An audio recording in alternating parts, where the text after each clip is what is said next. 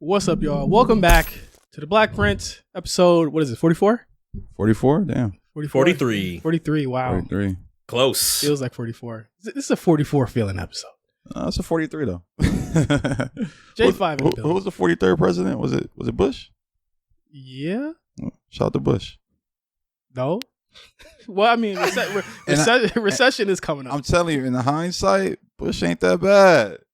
But no, we're gonna look back. We're gonna look back. I'm telling you, as the already years, trying to do that. As more presidents come on, we're gonna be like, Bush. He's already starting people. Not that bad. We already started. Josh, well, this is record timing. What is it? 50 seconds into this show, record timing. Josh. I'm just saying, man. Jesus Christ, Bush ain't that bad, man. I honestly, the way he handled 9/11. Yeah, the way he got the oil back. Black power fist? Did you just throw the fist off? It's a fist. Not a black power. It's just a fist, man. He's starting already, y'all. Gotta bring politics and everything, Jesus man. Christ. It's just a fist. Yeah, here we go. I don't know what the show is going to be. J5 in the building, Josh Peace. What's going on, brother? We here. Episode 43. 43P. 43P. NYP. You just got back from NYP. I know, NYP. Jet said P. I ain't sleep P. You haven't slept yet? Nah, I got on a red. Well, I left New York at like 7 a.m. this morning. Okay. Damn. I went straight to the office. Nah, fuck that. Nigga, I brushed my teeth in the bathroom at the office. Wow. Fuck that. I brushed my teeth and washed my face in the office this morning. They would have had to take all calls to home. Nah, I have some meetings I have to attend to. So wow, bro. Yeah. Hey, busiest man in the third quarter, fourth quarter, going to be nothing different. But also, we had in the show MC. What's going on, brother? Doing well, guys. I'm glad you guys are dry. Nothing's coming from the ceiling. This Nothing like motherfucker that. is always dry. It's crazy. That first of all, I wanted to be here for the hurricane. It's sunny outside right now. It's hot as fuck. I came back. I had a hoodie on off the plane. Yeah. I was sweating when I was walking through the airport. Yeah, man, this is the best weather we had in a long time today. The sun came out at 2. I took a walk this morning or this afternoon. Yeah, it was. I mean, yesterday it was shaky. I'm not gonna lie, it was shaky Sunday, Saturday evening, Sunday morning, all the way through Sunday. It rained all day, like we expected it to. But it felt. I'm from, obviously I'm from the East Coast. Like we had tropical storms there. To me, this Virginia? was it. Yeah, Virginia. Yeah. That's crazy. Yeah, tropical storms. Yeah, I lived through a tornado. I lived through a tornado. I lived through several hurricanes. Yeah, that's crazy. So like, and just comparison. And the thing is, like, one thing I hate what people do is just like people from like New York saying, "Oh, y'all like joking us because we get rain out here" or something like that. Like I hate when people like try to like trauma.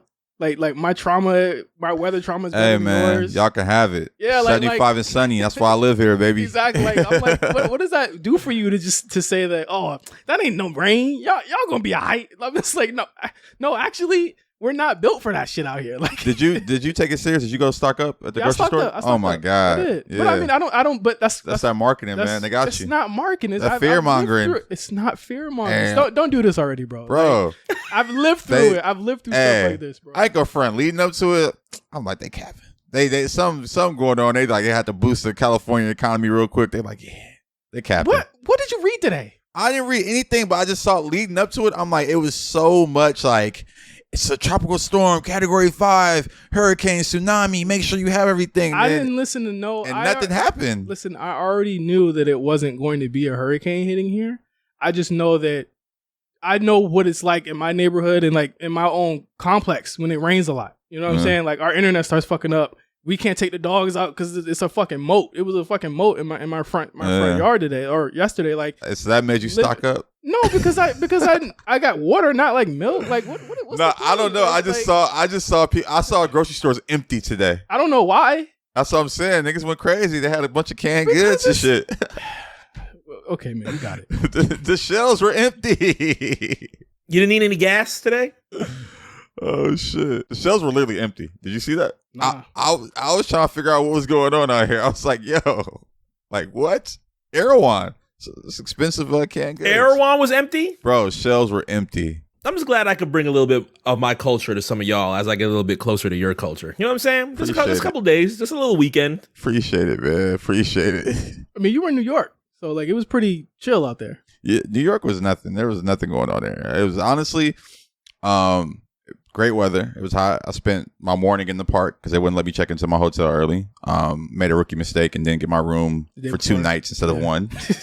I usually get it for 2 nights, but that time I just booked it for 1 night just because I was like in and out. But yeah, no, New York weather was great. Shit. Is it still hot out there? Yeah, it was hot. It was like literally I went to this park. I wish I'm blanking on the name. McCarran Park, maybe? I don't know. I was in the park just watching people play softball. That was fun. People watching, dogs and shit. I went to Red Hook Tavern. It's like it's like a restaurant in Brooklyn. They have an amazing burger. I went and tried that. What else? Saw a great show, man. Shout out to Meth and Red, The Locks, Lola Brooke. It's funny. Like I grew up on hip hop, so I Locks fan, of course. Styles P, Gangsta and Gentleman is one of my favorite albums. I remember buying that physical CD.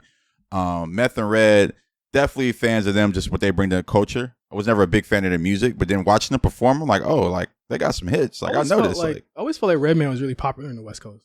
Yeah, no, he actually was. No, and I have a great Redman story because he started his own thing, like the Gilla House. Yeah, Gilla House. He had those mixtapes, and my cousin was a huge Gilla House fan. Like he had all the mixtapes, so I remember just always knowing those songs from just the mixtapes. Yeah. And they were dope, man. They came out and had put on a great fucking show, like amazing show, dog. Yeah. Like, and it was honestly, this is one of our fastest selling out shows. It sold out in 3 hours. That's crazy. Yeah. And this sold out with just the Locks in 3 hours. Wow. Yeah. So, and they were amazing, dude. Shout out to Styles P, of course. And I know Jada. I know the 50 and Forever campaign has been like ongoing for the past couple months here for you. Like, how have you felt about it? So like currently, like, how do you feel about it? Like, I feel amazing, man. I think for us, my team is a hip hop team. We're not just a team that's supporting the genre out of necessity. Like this is what we do. So leading up to the 50 years of hip hop and this whole campaign, we were excited. Yeah. And just being in it and executing the campaign, we loved it, man. Like I think shout out to everybody on the rotation team. It was just a real labor of love, and you could tell. And like I think you look across the DSP space, the brand space, the hip hop in general, labels on down, and you haven't seen anybody show up the way we showed up. So I just want to give a big salute to my team, man. I really, really love what Amazon Music was able to do and present with this campaign. It's still more to come. Like we're not stopping. This series is done for now, like the City Session series, but we got some big things planned. Actually, this weekend we have an event with Audible. Okay.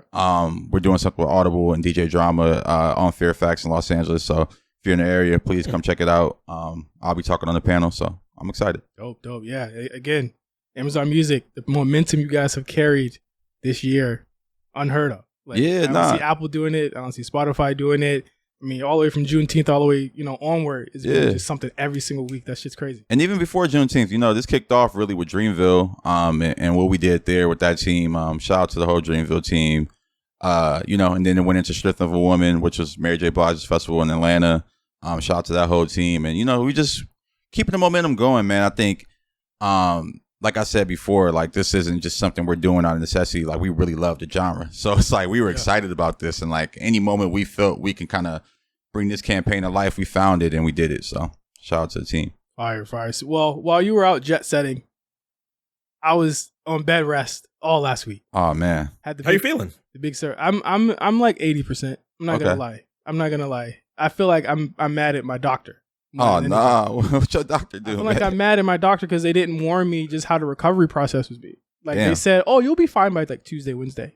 Okay. And I'm like, okay, like just knowing and seeing, like when you go to Kaiser, like they give you a breakdown on what they did. Yeah. So like I got to get put under.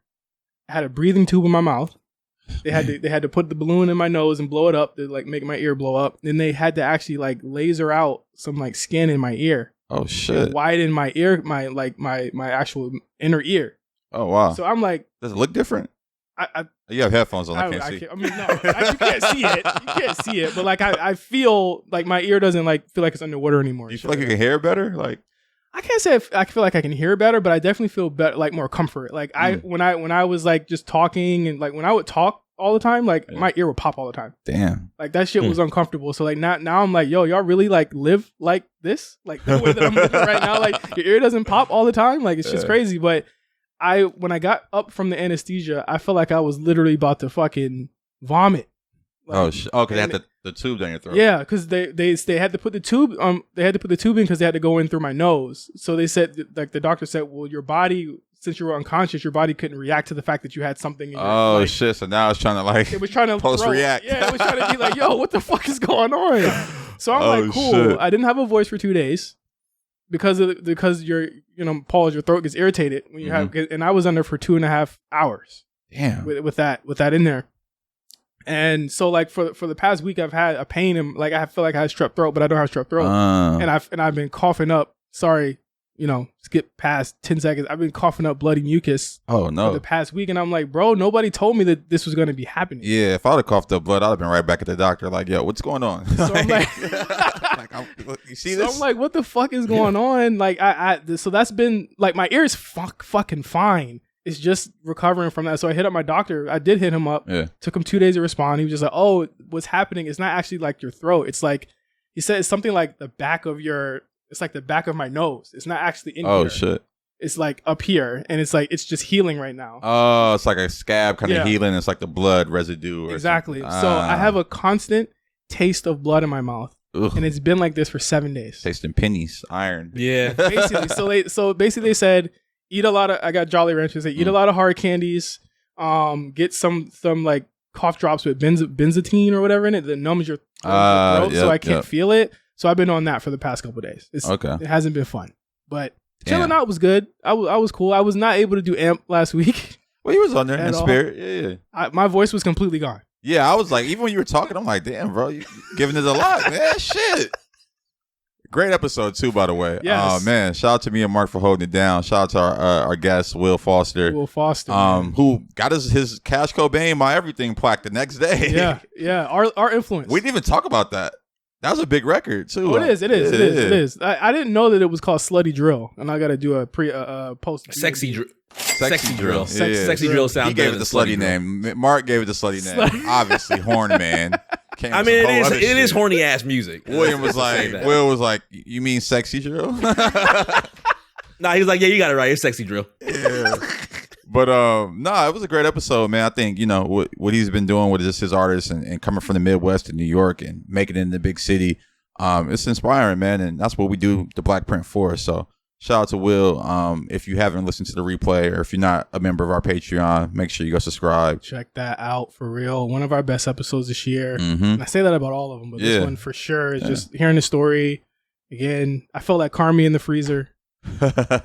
Like I was just like when I asked a question, but I was just like I'm gonna just chill. I'm just play the music. I'm gonna play the hits or whatever. But I wanted to bring up the earthquake yesterday. Oh yeah, man, that was scarier to me than the rain. Honestly, bro, it's like Mother Nature was like, man, I got some from California. My neighbor texted me like, she's like, it's coming down. Like we have a group text, like me and two of my neighbors. She's like, it's coming down. And then my other neighbor was like, yeah, I'm feeling seasick. It feels like the building is rocking. Yeah. And I was like, is it a hurricane? And then someone after me is like, someone in my other group text was like, y'all feel that earthquake? Bro. I'm like, yeah, it was an earthquake and a hurricane. It was like usually when we have like little shakes, my dogs don't move. They don't do nothing. Yeah. Yesterday, my oldest dog, Roman, was just like, he was looking at me and my wife like, yo, y'all feel that shit? He was like, y'all feel that shit? He's like, should we be like out of here? Like, what's going on? Like, it felt like it was like, if you're watching a video, you'll see what I'm doing, but it felt like a wave. It felt like everything was waving. Well, it's crazy too about Los Angeles. A lot of the apartment buildings are on a slope. On a slope, but then they're also on, I forgot what they call it exactly, but it's almost like rockers. So like when there's an earthquake, it's supposed to absorb the earthquake and kind of shake. Yeah, that's why you feel like that in a building. Like it probably would have felt different in the home. Yeah. But yeah, like that seasick rolling feeling is on purpose. I usually don't feel the earthquakes. Not gonna lie. I usually just be chilling and I'll get like the Twitter, every time there's an earthquake on Twitter, niggas gotta make a fucking whole meme out of y'all feel that? Yeah. Y'all feel that? Y'all okay? California? Nigga, you'll know when we're not okay. Well, when we break apart and our asses in the water. Chill. You'll know when we're not all right. But to me, that shit was like, yo, like what the fuck? Because like honestly, like rain, I love when it rains out here because I think that like like the day after California rain, and if you ever experience that, it's fucking beautiful. You know what I'm saying? Like it feels like the trees are greener. It feels like everything is just like brighter out here after it rains. And I'm glad that it rained because like even when it rained a couple months ago, remember we had that whole month of nothing but rain. Oh yeah. Then you drive out, like even if you're driving into the valley or you're driving out to Ventura County, it's just all green. Like that shit looks beautiful. But that earthquake was like, oh, I forgot that we had these too.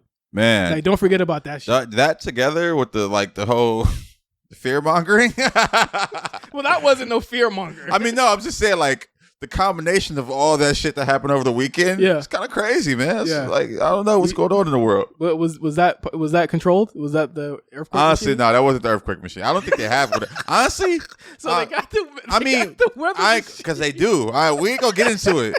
We're not gonna get into it today, man. But if you want to do your research, go check out the alternative media sources. Reddit, not the mainstream. Reddit. They got some earthquake machines. They use them in other places, not called Los Angeles, California. Oh my God! Hey, I'm just glad everybody's okay. Yeah, no. Just glad First and foremost, and honestly, like, I'm glad that they kind of shut down Los Angeles for like the day. Like no one had to work. I think schools. there was no school today. Yeah, no schools, bro. The roads I got from Culver City to the Valley in like 30 minutes. Clean. Shit was crazy. Yeah. Somebody gave me thumbs up when I was driving. They said, yeah, Why? we did it. It was like no lie. It was green because DoorDash and Postmates was down yesterday. Oh, really? Yeah, they shut that shit down. Pussies. I gave y'all a bigger tip. That's what y'all need to be working. That's when you gonna get a good fucking tip. I'd have gave y'all a big tip if you came and DoorDash was shit in the rain. I'm not gonna make them get anything. But really, that's what I did. I got a bunch of food. I was like, that's what it's made for. Chilling, well, I didn't really need anything from I mean, I feel you, but I'm saying like DoorDash, Uber Eats, all that good stuff. It's made for bad weather. Hey. Nah, I do be feeling green. I do be feeling green when it's raining. You can't order shit when it's raining. That's just principle. Man. I can't do that shit, bro. You better get that fucking foil bag and get to I it. be feeling bad, yo, because the bag is fucking wet. Like I'm just like, you better put it in that foil bag. Nigga, hand me holding this shit like this. Yeah, tip. Big tip. And you know they getting nickel and dimed off Uber, so it's just like, damn. Then I'm gonna give you a solid like $6 tip. That's a good tip. Is it worth it? That's do a good you do tip. tip on DoorDash and Postmates by mileage or by how you feeling at the day? I tip everybody, and Equally? I do it. Yeah, somebody. I mean, I do like the. Oh God, this is a tipping conversation, but I didn't. I do the bit. I no, honestly, when I order food, DoorDash, Postmates, even when I'm just at restaurants, I do the biggest tip. Okay, that biggest tip they have allotted. Yeah. Mm-hmm. But what if it's the McDonald's is literally just like 10 steps away from you? I don't need McDonald's. I'm just saying, it's like if it was, it just hypothetically. I have a good story about this. Well, I'll give you my answer. Hypothetically. Well, I will go get it my damn self. Actually, you know what? You know what's by you? There's a Taco Bell. There's a Taco Bell right there. So and like, if it's that, would you give them the largest tip? Honestly, I would never do that because I'm like the Taco Bell is literally like walking distance. So I'm like, I feel like it would take longer to get my food than for me to walk. Yeah. But if I was to hypothetically do that, you're not getting the big tip. Thank you. You're not getting the biggest tip. Thank you. You're not. I'm just keep it real with you. You just up the street. And also another thing about that shit too, like, because I see a lot of chatter online about like Uber Eats and all that shit, the tipping on that. They already getting paid, so it's like, how much though? I don't know, and I don't care. That's your prerogative. But y'all already getting paid. So I seen a video where a dude was like, "This is a pretty big house. Y'all, you guys a $10 tip?" And I was like, the bitch was like, "I got a $20 pizza." Get the fuck out of here. They're not looking at it by house. That video, man, he literally was like, "This is a pretty big house. All you tip was $10, and all he had was a pizza in his hand." I would have flipped the guy pizza. Yeah, that shit was crazy, man. Let me just go get in my Hummer and go get the pizza my goddamn self then. Right. Okay? Goddamn. No, I say that because like it's always tricky because I feel like Postmates and DoorDash, like I get a lot of really shitty DoorDashers and Postmaters. Like I do too. I'll give them like a big tip and they'll be like, there's no parking outside. I'm like, nigga, you better figure this shit out. Like, you better double fucking park. Earn your fucking earn your pay, bro. I've had somebody literally like, there's a gate in my front area. Yeah. I've had them leave the food at the gate. That's crazy. I don't go pick it up. Oh, I pick it up and cancel that shit. Yeah, like, I didn't get it. Yeah, I won't pick it up. Oh, the homie just told me his little jug the other day. This is funny. This conversation's coming up because he's like, "Yeah, man, he's a rich nigga. He's like, yeah, I be ordering like Mastros and shit like that." He's like, "Nigga, if one thing is wrong, the whole order is wrong." Yeah, the whole. Act like nigga. He's like, "I done got so many free $75 meals." And all I'm like, damn, y'all doing it like that? Yeah, I get one thing. You know, they give you the option like, was the whole meal wrong or just one item? I'm honest. I'll do the whole thing. I do the whole, like literally. I asked for some Chick-fil-A in the morning. I had the worst luck that day because they the same, like I got the same meal from Chick-fil-A twice, and they got the same fucking problem twice. And they were like, your door is not working. I said, this is the code. This is the code. And I actually stood out there and looked at them while they did it, and they didn't press it, and they put the food down and walked away. And I'm like, all right, bet. No tip. Order wasn't here because I order a lot during the week, especially I feel you. In the morning. Like I don't feel like I do Chick-fil-A in the morning when I try to make the breakfast. Exactly. I'm like, all right, let me just order real quick because it's quick. It's only like $16. Like it's probably the cheapest thing you can get, like under $20 on Postmates or DoorDash in the morning. Especially if you got like Dash Pass. I got Dash Pass. Oh man, you in the game. You know what I'm saying? Dash Pass. I get 0 delivery fees and shit, 0 tax. Should still be getting taxed. I don't know. It's a hit, man. We gonna get a big class action suit on these order delivery apps. Oh, we have to, because it's hitting fees all through this motherfucker. I feel like everything on the app is like $3 more. Let's test it. I think if you look at the regular Chick-fil-A menu and the DoorDash menu, it's like $3 more on everything. Let's test it. Kind of crazy. I'm gonna try to order some Chick-fil-A off DoorDash right now. My voice is going again. Live ordering. While he does that, I'd like to say I would like the Ticketmaster lawsuit first before the Uber Eats they lawsuit. can have that. I don't go to enough concerts. Ticketmaster cold. There's reselling tickets to our $10 show for $150. That's fire. It is fucking crazy. And then they'll say, "Oh, it's $50 for the tax." I'm like, nigga, $200? Yeah, they be taxing. The tax, that's a real fucking tax. I'm like, where's this shit going? All right, add to order. But okay, let's see what the fees are. Okay. Range fee. See, I'm telling you. What the fuck is a range fee? Bro, that's the jug. It's like, yeah, we're going to give you 0. They show you. That's all marketing. All the zeros that they be showing you is just marketing. And then they're like, the restaurant is outside of your normal delivery area. Let me tell you, let me, I'm not going to say where the Chick-fil-A is. Is it the one I go to? I don't think we have range fee in Florida. I've never heard of that. That's not far from me. That's not far at all. That's not far. It's 5 miles away. What's the delivery area? Hey, nah, they getting you. I'm telling you, Come on. Let me look it up in. All right, they're playing with you. I'm gonna look it up. I'm telling you, man. Like I see the light. We need to start our own delivery service platform.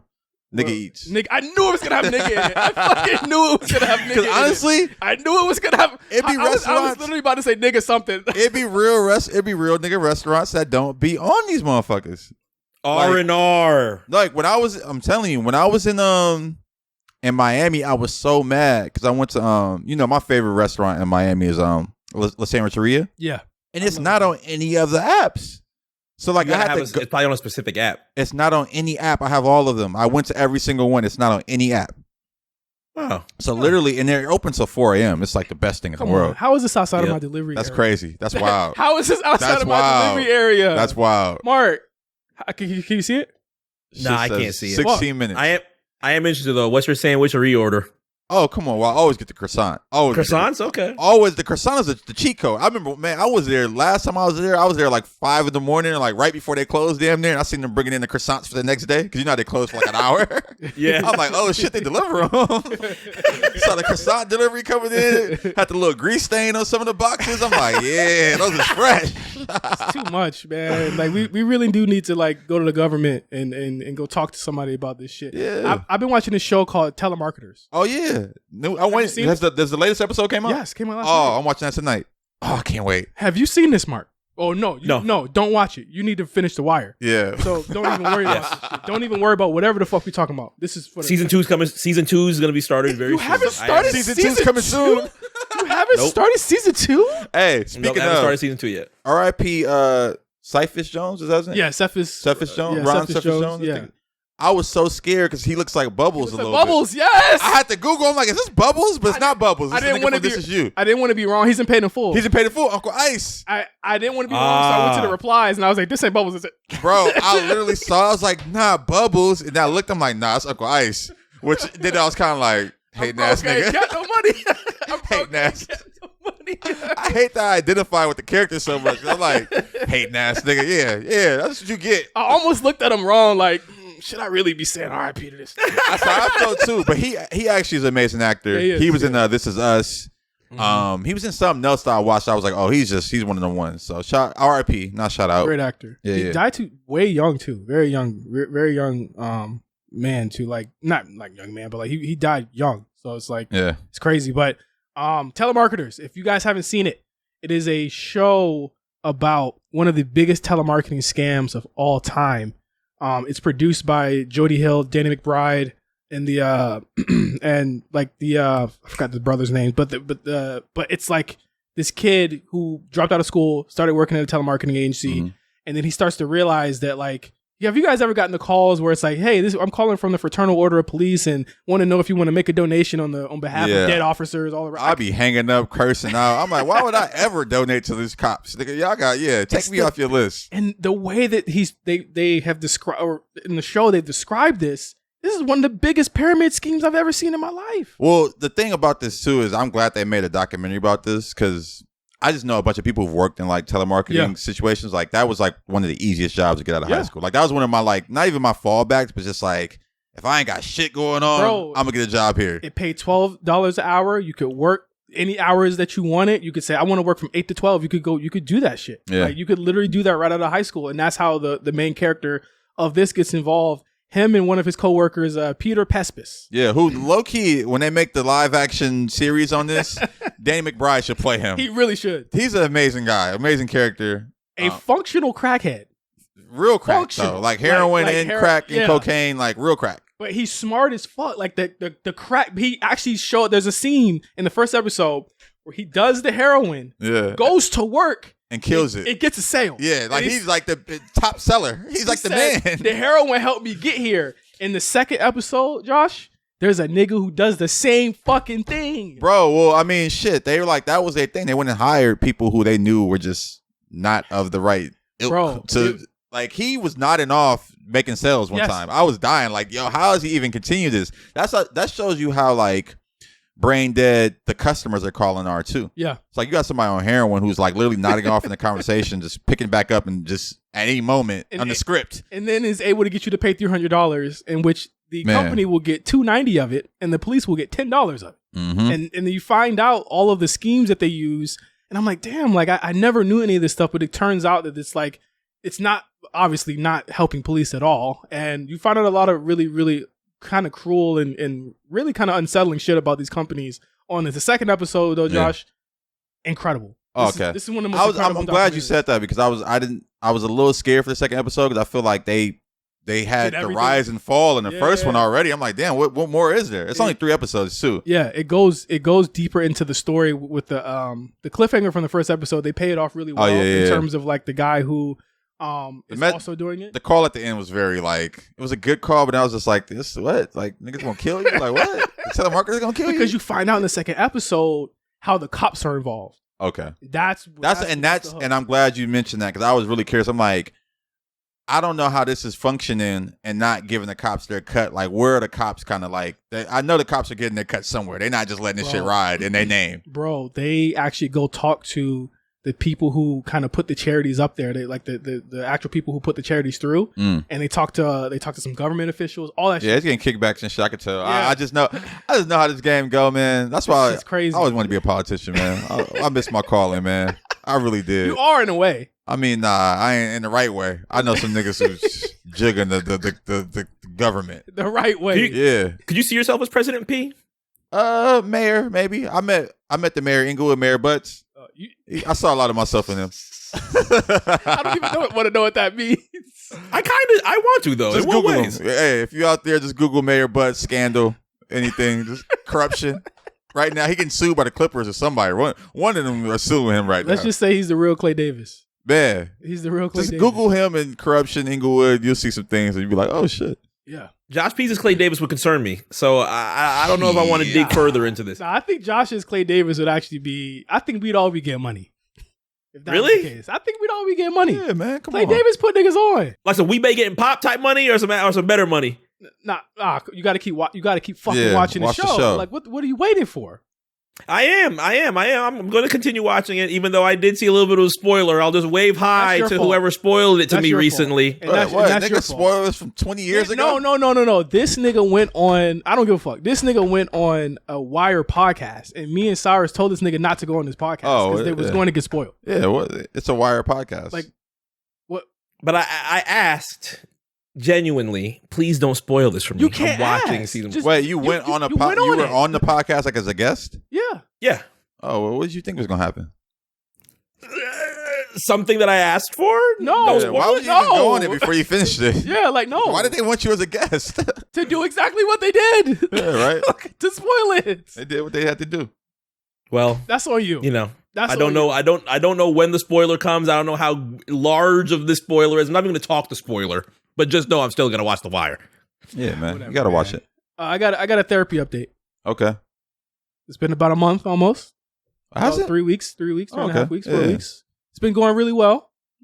I think the one thing about going to therapy this time that I haven't realized that other times I've gone is that like the other times I used to go used to be just for like a specific instance. Like, why am I doing this? Why am I such a fuckboy?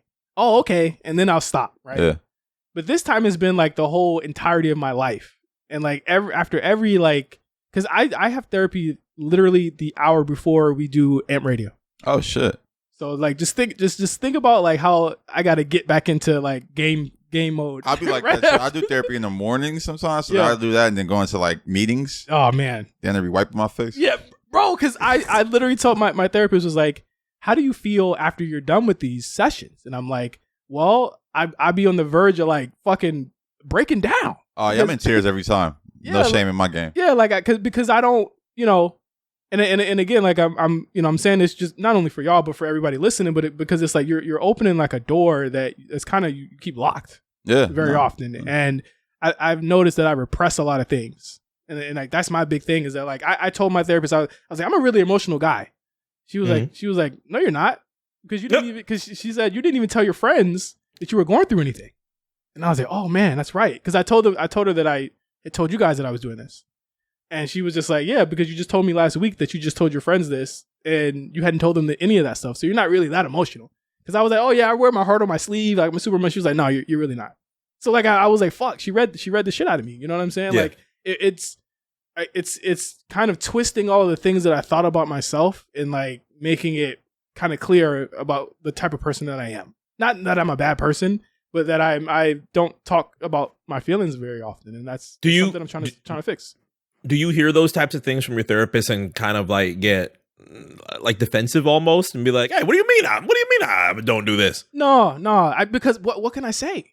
You know what I'm saying? Like, I'm also not like in my 20s where I would have been a lot more defensive and been like gotten off the call and been like, fuck that shit. You know what I'm saying? Yeah, like, I get off the call like, all right, yeah, she got a point there. And so like, it's about like every week she doesn't give me homework. My homework every week is to like do things differently. So like me like coming on here and being like, oh, let me update y'all on what's going on. You know what I'm saying? Like, is in direct response to her saying that I don't talk about what's going on with me with my friends. And I talk to y'all often. You know what I'm saying? Like, I talk to y'all damn near every day. So I wanted to just give an update. It's going great.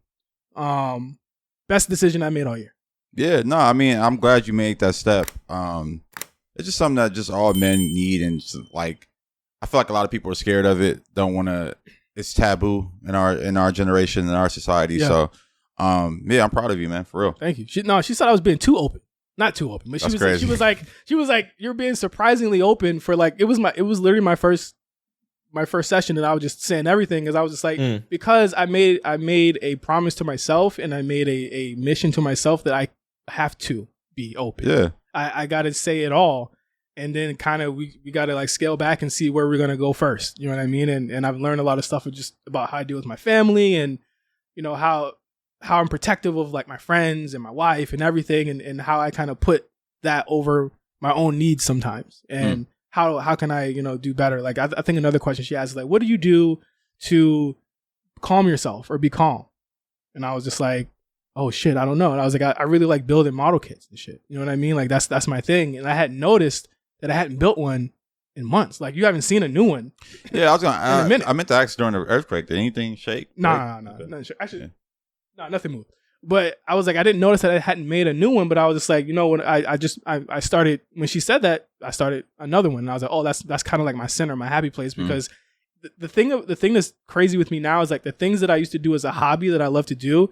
It's like not work, but it's like this. You know what I'm saying? Yeah, like it's the stuff that I used to love to do just as a hobby. It's not really like a hobby no more. It's like we're reaching thousands of people every week. Yep. You know what I mean? And it's like it's not just something I'm doing in my room talking to myself anymore. You know, like it's something that it doesn't calm me. I love doing it. Don't get me wrong, but it's not something that calms me anymore. And I've had to come to terms with that. No, that's some real shit. And I think as you kind of, evolve, you have to find new hobbies and revisit old ones and kind of, find that center for yourself. I think that's super important. Yeah. Yeah, it's been a lot. But again, like I said, that's my update. I update you guys whenever there's some breakthroughs. I might have some topics, that we need to talk through as men. And yeah, that's where we're at. I went to the movies last week too. What'd you see? Blue Beetle. Oh, Blue Beetle. It's crazy. I haven't seen that yet. I'm supposed to see it soon. That shit just getting. Is it DC, Marvel? What is it? It's DC. She got no promotion. I am very upset about that. It got no promotion, and the only reason why I really saw it is because shout out to my dude Steven at Menace. Mm-hmm. They did a collaboration with them. Oh, word. Yeah. So he was like, yo, like he hit me. He was like, yo, like I did this collaboration with this movie. It's a Latino lead, Latino director. Yeah. I want to send you the collaboration. I'm like, oh, like what is it? And he's like Blue Beetle, and I'm like, oh, like I didn't know what the fuck this was. I've never heard of the character either. I wasn't super familiar. He was on the Teen Titans TV show, but I didn't really watch. Teen Titans like a new character then, because that's a new show. Yeah. I mean, I feel like Teen Titans isn't really that old. It is, but it isn't. Like they keep they're rebooted every once in a while. But like, I'm mad about this movie. It's a great movie, by the way, and I went to see it with my wife. It was one of those movies where like if you know, you know. Is that the same universe as like Flash? Yeah. Okay. It's like it's a different universe now. Not to like get too in the weeds with it, but they're restarting it, and the kid who plays Blue Beetle is kind of the first character from that new universe. So, it's one of those movies where if you know, you know. It's like I'm around. Obviously, like I'm around a lot of Mexican people all the time. Like my family-in-law, like they're all. You know what I'm saying? Like if you know, you know. But it's like from the moment the movie starts, the way that they talk. The way like music they play, all that shit, I'm like, oh my fucking God, like this is literally like my father-in-law, my mother-in-law, my brother-in-law, like all of them. Yeah. And it wasn't packed, but it was kind of like over 75% packed when we saw it yesterday. Okay. All Mexican people in there. No, I mean they were having a fucking blast. I can't wait to see it. Like I'm super curious about the movie. But to your point, I'm mad there was like a lack of promotion around it. Bro. I feel like that should have been like, I don't know, you look at Marvel and what they did with Miles Morales and when that came out, like they made that a moment. Yeah. And Black Panther. Yeah, Black Panther. Yeah, Black Panther's a greater example. You know the crazy thing, I don't mean to interrupt you, but this actually gives you more fuel for this. This movie was originally supposed to be on HBO Max. Oh shit. And it had a like $5 million budget. Damn. They gave it a couple more, they gave it like $5 million more dollars. For like it's the budget's like $10.4 million, something like that, and they say, okay, let's release it in theaters. The thing that other than the lack of promotion, I can say the one thing that probably did hinder this is the strikes. I will say that because the actual actors weren't able to actually promote this. It's crazy, man, how many films are coming out during this time. Exactly. It's like you're right. Actors and actresses can't. Ninja Turtles. I read something on Ninja Turtles the other day. It's probably gonna lose 15% of its actual estimated gross. Because they can't promote the movie. Yeah, and that's crazy because there's a ton of, Ninja Turtles, great fucking film. Yeah. I saw that the other day. I'm going to see it this week. Oh, I saw it like maybe 2 weeks ago. Great film. I want to see it again, honestly. Like, and I didn't even realize who was all in it. Like Ice Cube, Ayo is in it. From The Bear, John Cena, obviously Seth Rogen. Yeah. He wrote it too. Like I was just like, damn, all these people are in it. Like, it's crazy. Yeah. And even with Blue Beetle, like George Lopez is in it. You know what I'm saying? Like this is a big time. Latino. Yeah, I don't know anyone that's in it. I haven't seen anything besides my homies Steven Menace's social promotion around the film. And the only way you would have known is if you were really tapped into that type of shit like I am. You know what I'm saying? I'm not into like the comic book shit. So I saw his Flash and I actually really enjoyed it. Yeah. So I was like, oh, like I'll go watch this. I think it's great. I would definitely recommend seeing it. I'm just upset that like I think that it's important the same way that we have a Miles Morales. That and he's even mixed, you know what I'm saying? He's Afro-Latino, you know what I mean? Okay. But the same way that we kind of champion T'Challa, Miles Morales, and they got that promotion, this cast should have got that type of promotion for Blue Beetle. Is it based in Los Angeles? It's based in a fictional town that's kind of like Miami. Oh, okay. It's kind of like Miami, so it's like all literally from the top to the bottom. The only like white character in the movie is like Susan Sarandon, who's the bad guy. Which is even crazy. Like Susan Sarandon's in it. Latin American fucking actors and actresses. Damn. It's fucking great. It was a great movie. My fucking wife cried like 5 times. Oh shit. It's funny as shit. It has emotional beats to it. Like I implore anyone to not sleep on this film. If we can get like 10 people to go see this shit off of this podcast. Go see this fucking movie. It's really good. Okay. Yeah, now I'm gonna check it out this week. Yeah, like the WB, y'all fucking up. Like, Man. making cutting the HBO out the max. You know what I'm saying? I fuck with y'all for putting 90 Day Fiancé on that shit. I fuck with that. Oh my gosh. However, the rest of that shit, y'all fucking up, yo. Like, it can't just be Batman getting all the promotion all the time, yo. You know what I mean? Like, you gotta really promote this other shit.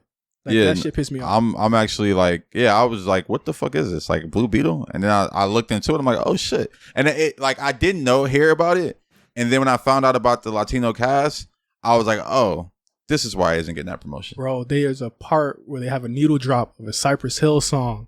And I said, everything about this is fucking made for Mexicans, bro. It's crazy. Like, it's fucking dope. Like, even as a black man, I can respect and understand how important this shit is. Yeah, they was saying all types of fucking Spanish shit. There was like literal like Mexican kids laughing at the shit. I'm like, because they understand it. Yeah, you know that's they the hear thing. that shit. Yeah, it's like, Spanglish. Growing up in Los Angeles, it's like I'm damn near Spanish myself. Yeah. And it's like that's a part of the culture. Exactly. So it's like that's why I asked where it was from. Like, was it based in LA? Yeah. Miami makes a ton of sense. That's like the hot spot for like Hispanic Latino culture right now. I love it. I gotta check this out, man. I'm crazy. I'm mad that it hasn't gotten the promotion that I think it deserves. Yeah.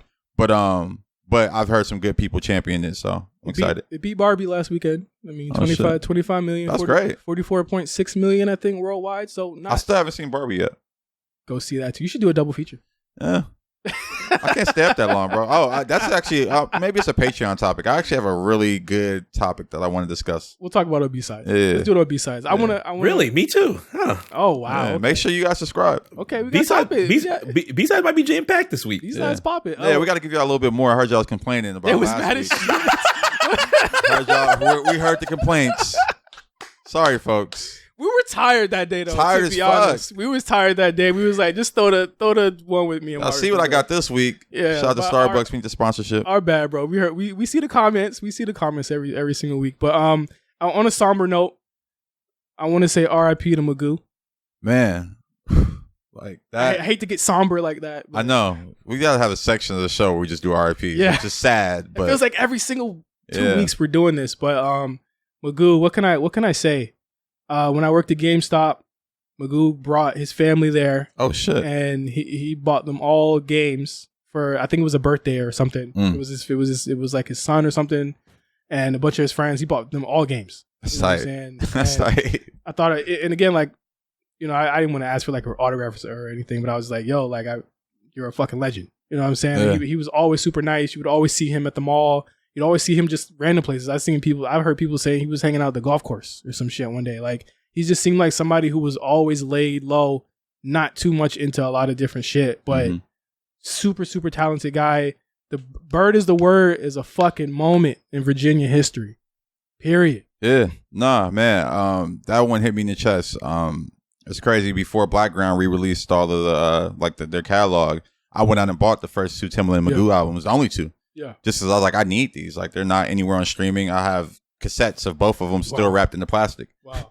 So, just one of the most important hip hop voices to me, and I mean literally voices. Mm-hmm. Like, I think when you look at hip hop styles and flows and voices, like, he is iconic.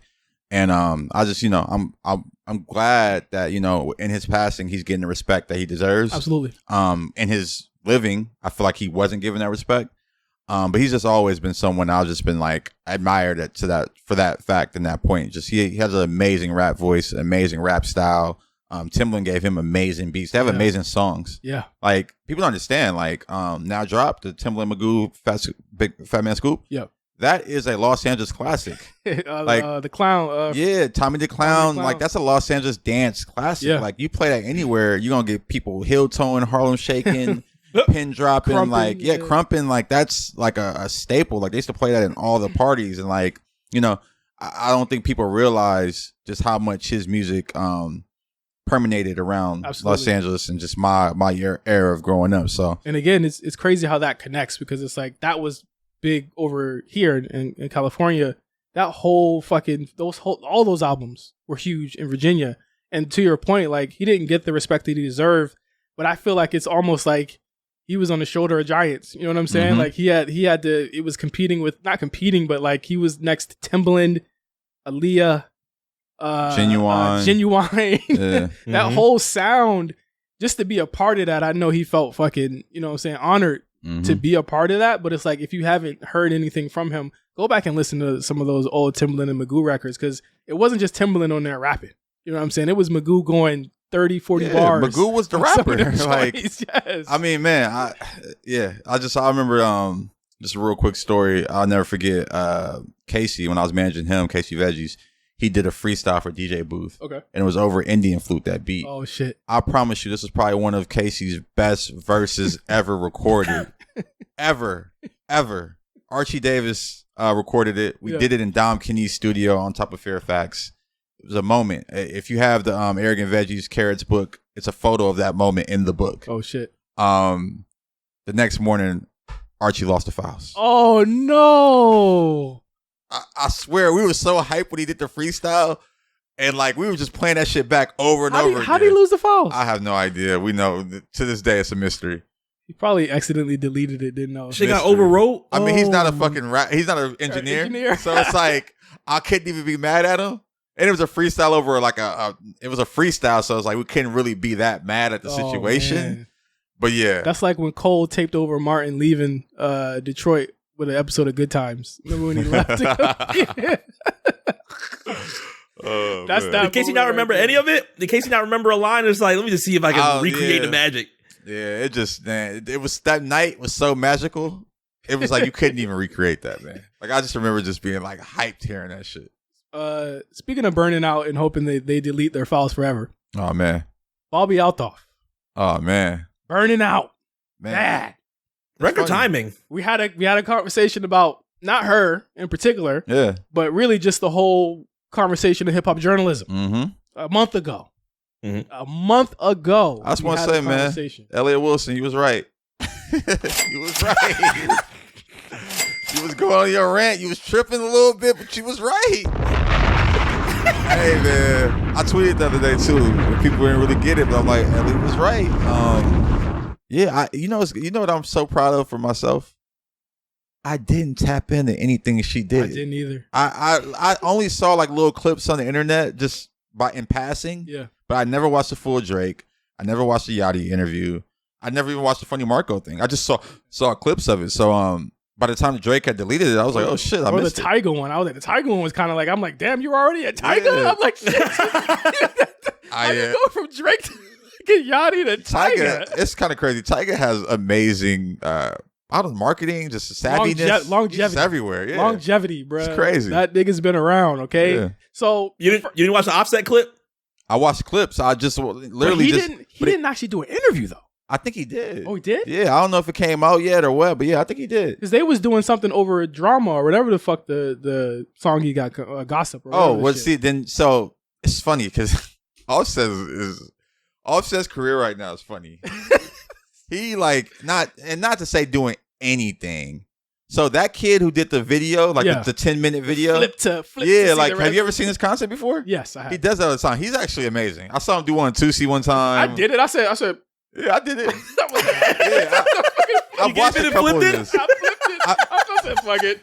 I mean, he's like a little influencer, content creator. He just goes around to random people's like, oh, you got 5 minutes? Let's do a video real quick. And he does a 5-minute video and it looks great when he does it. So I guess Offset was just doing like a content day where he did that video, the Bobbi Althoff or whatever the fuck her name is. He did her interview and I think he did something else. Yeah. But they collab, it was like a collab thing. Yeah, where she's in it. Yeah, she's in the video. Yeah. And I was just like, okay, Offset's, playing the internet. Hey man, shout out to him for squashing this stuff with QC. Quietly, but I love that. I mean, it was a variety. Yeah, I saw it pop up. Shout out to them. I'm glad that hopefully we can get the album. Yeah, we just get the album. We just got the Quavo Rocket Power album. So the way this Bobbi shit started, people noticed that Drake had unfollowed her shortly after the interview had gotten taken down because it was on his page, correct? What? I don't think it was on her page. I don't know. I don't know whose page it was on, honestly. Do you remember, Mark? Was it on her page or his page? Who, for the Drake interview? Yeah. It was on Bobbi's page, so it wasn't officially posted on anything from Drake, specifically Bobbi's interview. Okay, that got taken off. I'm guessing lawyers lawyered, and they said take this shit off. Nobody knows why. It comes out that she went on fucking Dave Portnoy, whatever the Barstool. Barstool nigga. And the mask she just said, fuck it. She took the mask all the way off. I mean, it's funny though. What did people expect? She's just a white girl from wherever. She's from LA. She said Yachty is just because she had a story that came out on like GQ or something like that, like a couple days before that, and I read a little bit of it. I didn't finish it because I just don't find her interesting. Me neither. There's nothing about her that's like she's not cute. She's not interesting. Like there's nothing about her that makes me want to dive into the content besides who she's creating content with. Yeah, she looked like I drew a woman. Like that's what she looks like. She looks like if I drew a woman. Yeah, lips and everything. A stick figure joint. Yeah, like it just looks like that. No disrespect, all disrespect. That's a lot of disrespect. But you can't draw. I know this. It's very disrespectful. So that interview clip comes out. I'm wondering, do you think Drake got wind of this coming out, or is someone told him about it? I heard it was because like she kind of dissed Yachty. The clips I saw, it didn't seem like she dissed Yachty. She actually kind of bigged him up. She's like, me and him are very much the same. Like. And they had a longer conversation. She did say it was awkward when she arrives, but I'm like, bitch, your whole shit is on awkwardness. So like, I don't know. Maybe he is awkward. Also, artists are artists. Like, I hate when, and I can't even say it's content creators. I just think when people come into this hip hop culture and they expect artists to be super friendly and open and just like, no, like they're artists, they're celebrities, they're like Leonardo DiCaprio. He might not talk to you until the cameras come on and he got to turn it on for you real quick. Like that's just what it is. Like even me working in hip hop and dealing with artists all the time, like I know they could be standoffish, so I approach them with caution. And if they open up, then I open up. If they don't open up, then this business is just business. Let's do what we got to do. So yeah, I didn't like how she talked about Yachty. Really, it seems like Drake didn't like how she talked about Yachty either. But even after that, but the rumor. Yeah, so that's what I was gonna say. I don't think it was because of the Yachty part. People were saying that on the internet. That was because how she talked about Yachty. I think it was because of the rumor of her and Drake having some type of relationship. But it was pushed by Portnoy, which is fucking confusing to me. It's not confusing. He's a fucking shock jock, fucking turn platform billionaire. And the thing is, like this shit is small. Like there's people talk. You know what I'm saying? So like, if Portnoy was about to do that shit or he did it, it probably got back to Drake like that. No, I mean, you know what it was? I think that rumor or whatever came out. And Drake got publicists on. They searching Drake every morning. Yeah. They saw that shit. They like, what the fuck is this bitch talking about? Then he probably hit her up, and then I saw like she or Portnoy, Dave or whatever. He started posting the DMs and stuff between them, and like, I could just tell by the way she was speaking to him. She was like on the reactive damage control tip. Like, you got to delete this. You got to come out and say this wasn't right. I did not say that. You got to do this. That's a big for her. Yeah, I don't want to say it's clip, but it's clip. Like that was her biggest moment. Like you can't see it. You literally cannot find this video anywhere. It's on Twitter. They got someone to upload the full thing to Twitter. Yeah, shout out to Elon, baby. Elon. My guy. Shout out to him. Hey, I don't want no. We're talking about Bobby. All right, you paid that 8 yet? I was about to say, anybody got their check yet from Twitter? Cha-ching. You ain't get your check yet. This nigga Josh chose violence the other day. And I gotta say, this is the funniest shit I've seen all week. When he said, "Hey, who trying to get money from Twitter?" I'm waiting to see. You and you. I'm waiting to see. Nigga Josh, I think it's gonna be you and you. I'm just waiting to see. Niggas got viral tweets. If you got viral tweets and you haven't signed up to get a check yet, you slipping. I'm sorry. If I got any type of tweets that's doing numbers, none of my tweets do numbers. Get your $35. Niggas, I seen people get more than that. Bro, you know the person who got that? I'm just gonna say that Shannon Sharp page though. He got some racks. I saw his shit. His pay was his little fake Shannon Sharp. Shannon Sharpie. He got some racks. Shannon Slurp. Well, shit. Bobbi Althoff needs to call Shannon Sharpie. She probably got some racks too. She probably get racks, but I feel like when your biggest moment, like that's like wiping like your biggest single off the face of the earth. And nobody she's cooked. She's done. She can't get nobody. I mean, who you gonna get next anyway? She got like Mark Cuban I saw for one episode. Yeah, Mark Cuban. Like it's. Just go do your shit with Jake Paul and all the other white people. Like I think the bigger conversation is how we let these people into the game and like how they flame out so quickly. Like I know that was a big conversation about like, oh, Drake doesn't do, things like this. And obviously when we were talking about it last month, we were like, hey, because you know what I'm saying? It is what it is within hip hop journalism right now. But I think the bigger conversation should have been, how did we even think that this shit was funny in the first place? It was just, I don't know how people thought it was funny because I saw the clip she posted at the Drake show and then she had like the couple model girls. It was that seemed a little. I mean, that was whack to me. Was that a little schism? I mean, it's a little sesame. It was a skit, so I get what she's like. I mean, I'm sure she wasn't like that the whole show. The bitch probably know all the Drake songs. She's probably dancing along. But also, it's like, let me get some content. Like, I just hate the let me get some content, motherfuckers. Yeah. Like, when you do your thing, if your thing is interviews and you like, this is when I do my thing, cool. But it can't be all the time. Like, bitch, you're not Andy Kaufman. Like you're not about to just be in every setting, just being that motherfucker. Dry, sarcastic. But I also feel like if you get the Drake look, right? Like nobody, like he gives the look. Like lately, he's been doing a lot of. I mean, shit, he just did some shit with Ben. That's what I'm saying. Like, I had to stop myself. He's been doing a lot of like internet content shit, but like he seems to be into that right now. Right? Yeah, and no, which is great. It's the Drake. Cool. It's a moment in time. How do you blow that and no one else fucks that up? You know what I'm saying? Like I just think that if I fucking blow the Drake look, I'm like, she blew it because she not from this ilk. Yeah, Ben is from this ilk. He gonna do it right. He got the thing that Between When Savage just came out. Yeah. He been around. Yeah. He hang with OBJ. Like he's just a nigga. Like Drewski. I don't know if they've done anything lately, but he's from this ilk. I feel like he done with Drewski. I feel like I mean Drewski's just moved on. Drewski's bigger and better things. I'm pretty sure they're still friends and whatever. Yeah. But even just like like it's people who are from this ilk who get it, understand the moment, and handle it with caution. Yeah. Then you got people like this Bobbi chick who is like, let me see how I can extend this moment. So let me go on this interview and talk about him. Then let me go to the show and let me do this with these influencers, like with these model influencers. And that's the word, caution. Because after this shit happened, she had the interviews lined up. Yeah, that's a long. You went on a press run. You went on a press run after the Drake shit. Like it's not like you went on a press run after like a couple interviews and you went off the back of a Drake interview.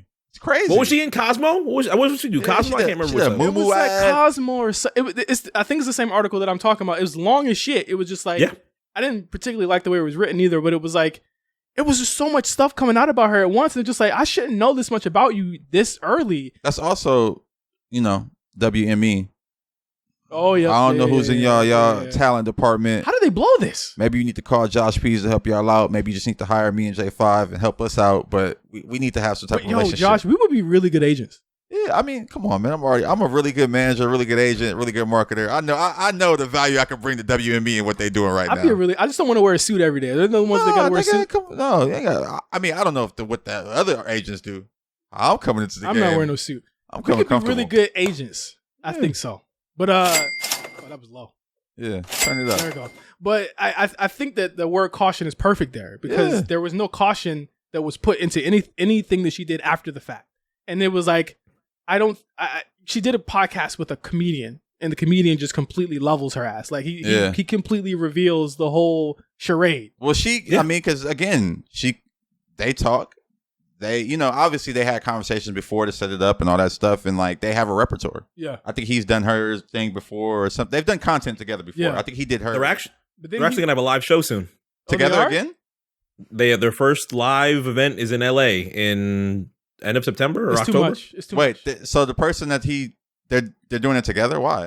Bobbi and Funny Marco, yeah. No. I was talking about the white guy. The white guy. Oh, the white guy. Okay. The white guy who really like he's not fucking with her. Yeah, he's not fucking with her. Yeah. But that's the thing. He's like, yo, we've done content together, and we have a relationship. And then you came in and you're just a certain type of way, and it's like, are we doing content? Are we doing it? Like, what are you on right now? Because he outdid it. He said, "Oh, so you are you getting serious?" And I'm, I'm saying like. Yeah. You can't try and outdo somebody that's like doing this and does this for a living.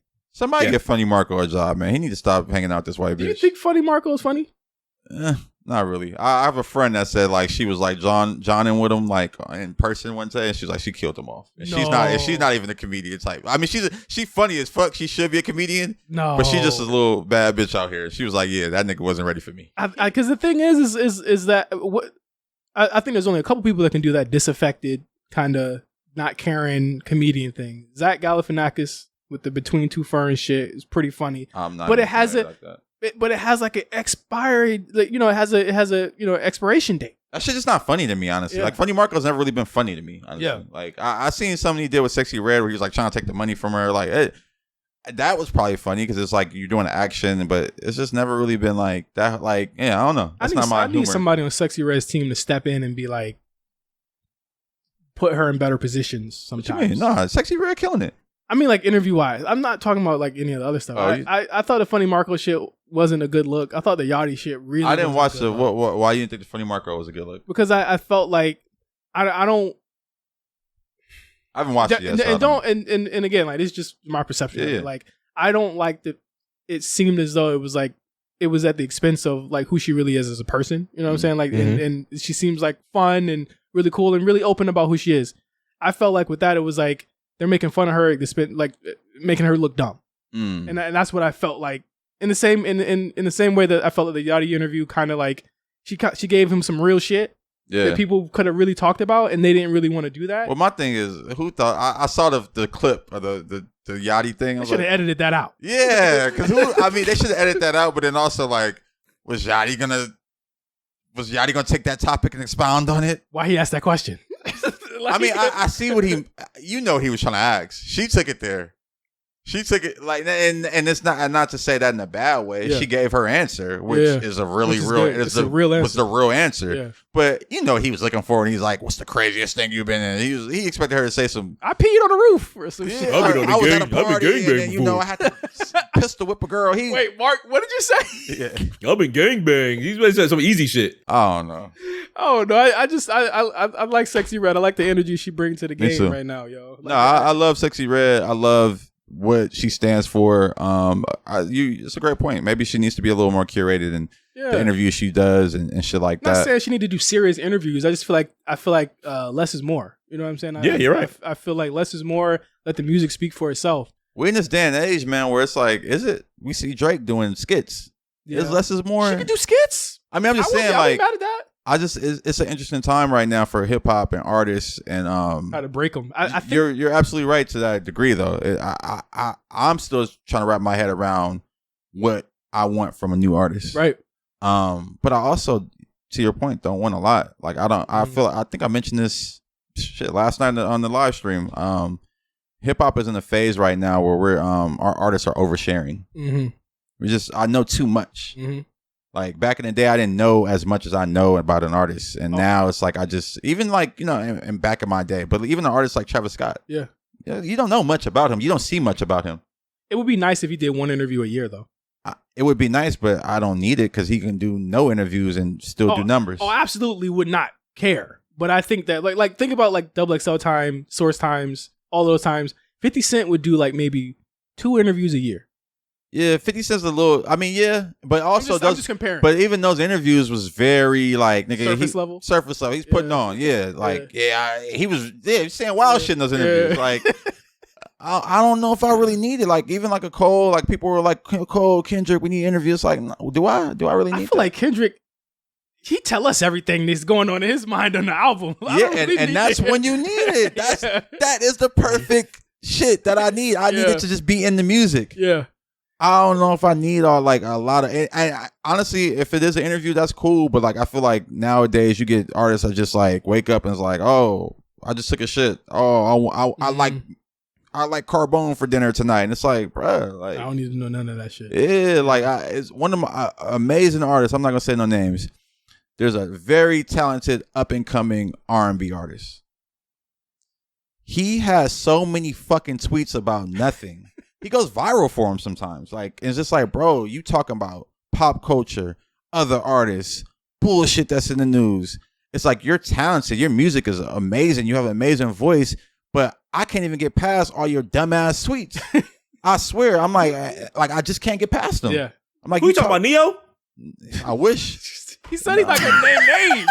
The Ne-Yo shit was funny, actually. And honestly, bro, I was talking to Mark about this for the show. I said, how Ne-Yo coming out with, I remember when men used to be men. I'm like, I know. Remember how we used to talk about you?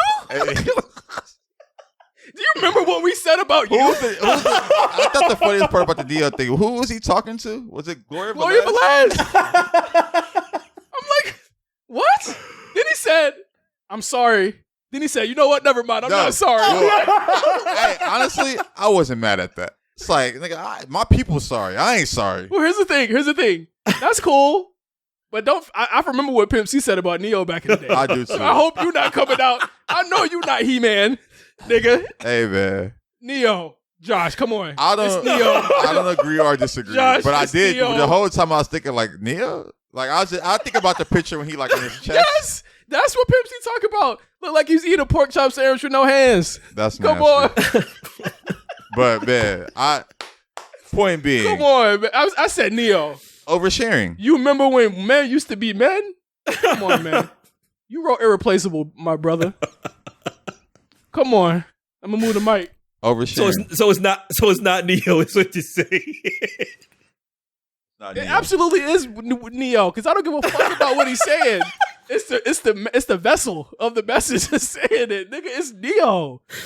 Come on, man. Yeah, I remember when men was men. That's another thing too. It's Oh, like, why do we care about how what Ne-Yo thinks about what? That's my thing. Like, I don't. that's what I go back to. Like, and people might say that about me or us or whatever we doing here. They care about what we say. I know, but I artists in particular, it's like put it in your music or don't put it out at all. Like if you're not rapping about this, singing about this shit, then don't be tweeting about this shit. Imagine this. Ne-Yo. Sean Garrett produced song. Wondering what's up with the trans thing. And he tries to put that out on radio. I mean, Ne-Yo's version of Try That in a Small Town. shit might do numbers. Bruh, he was on Bobby Valentino time back in the day. There were so many Ne-Yo rumors. I know. I understand. Rumors are rumors. I don't want to speak on them. I don't know. Don't do my dog Bobby V like that. My Come thing on, is, Bro, the video of that shit. Have y'all seen the video of that shit? Now we found a topic Josh won't speak on. I don't got nothing to say. Because honestly, what Ne-Yo said, my thing is with the whole, I forgot the whole quote. I don't even give a fuck. Dumb. It was very dumb. But also it's yeah, like, you can look it up. why do I need Ne-Yo's opinion on this? That's my whole point. I don't need your opinion on this type of shit. I really don't. If you're not talking about it in your music, please don't put it in your tweets or social media. I just can't stop. But we got to stop because it's the end of the episode. If you guys have not gone on ancientfunny.com to go get something, make sure you go check that out. Patrons, y'all got a code. I don't know. Y'all think it's actually a lot of people. That was a Spider-Man. Spider-Man. Kick the fucking stand. Whoa.